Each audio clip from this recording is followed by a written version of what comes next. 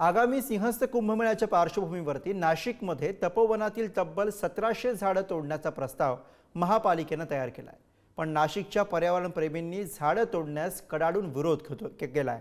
या संदर्भामध्ये अनेक पर्यावरणप्रेमींकडून झाडांच्या कत्तली संदर्भामध्ये हरकती घेण्यात आलेल्या होत्या आणि या हरकतींबाबत सुनावणी दरम्यान चांगलाच गोंधळ पाहायला मिळाला। बघूया।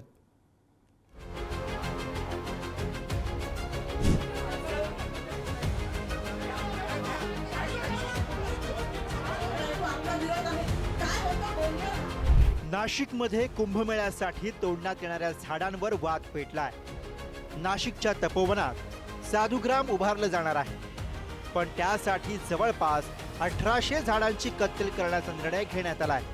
त्यामुळे नाशिक शहरातील पर्यावरणप्रेमींसह नाशिककरांनी आक्रमक भूमिका घेतली।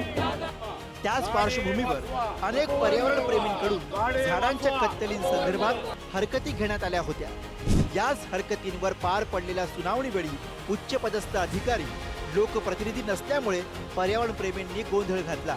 दरम्यान फांद्यांना जरी हात लावला तरी काश्मीर पासून कन्याकुमारी पर्यंत तरुण एकत्र होऊ आणि नेपाळ आणि श्रीलंका करू असा थेट इशारा देण्यात आला।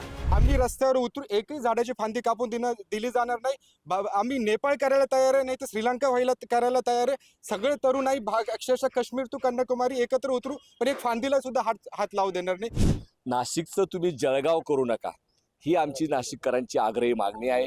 कारण नाशिकचं तापमान वाढतं आहे, जळगावची सारखी अवस्था नाशिककरांवरती वेळ येता कामा नये आणि म्हणून ती पण आम्ही या ठिकाणी मागणी केलेली आहे। परिदा फाउंडेशन नावाची एक संस्था आहे किंवा आमच्यासोबत काही GIS एक्सपर्ट्स होते, त्यांच्याकडून रिपोर्ट्स बनवले। परिदा फाउंडेशनने तिथं जाऊन कोणत्या प्रकारची झाडं आहेत, किती झाडं आहेत याचा सर्वे केला।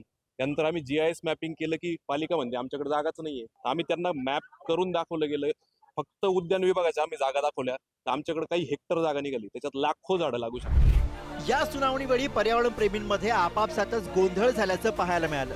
एकमेकांच्या अंगावर धावून जात माईक हिसकावण्याचा प्रयत्न केला।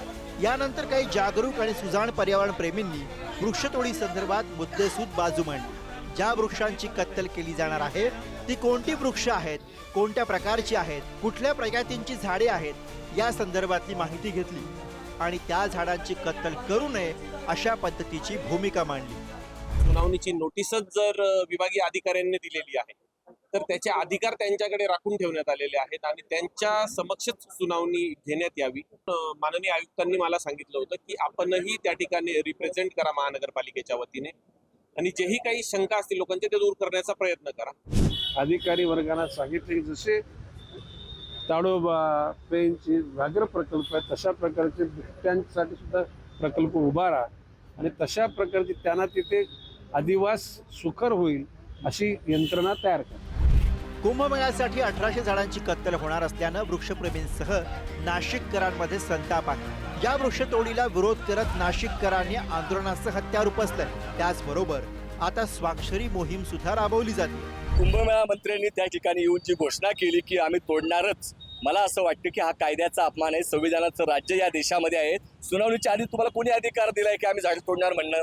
हे चुकीचं आहे, हे हुकुमशाही प्रवृत्ती आहे। त्यांनी नाशिकचं जळगाव करू नये। नाशिककरांनी सुद्धा तपोवनातली झाडं तोडली जाऊ नयेत यासाठी त्याच चिपको आंदोलनाची पुनरावृत्ती केली। प्रस्तावित साधुग्राम दुसरीकडे तयार करा अशा पद्धतीच्या सूचना सुद्धा वृक्षप्रेमींनी महापालिकेला केल्यात। आता पालिका प्रशासन यातून कसा आणि काय तोडगा काढतंय याकडेच नाशिककरांचं लक्ष असेल। विकास काजळे, पुढारी न्यूज, नाशिक।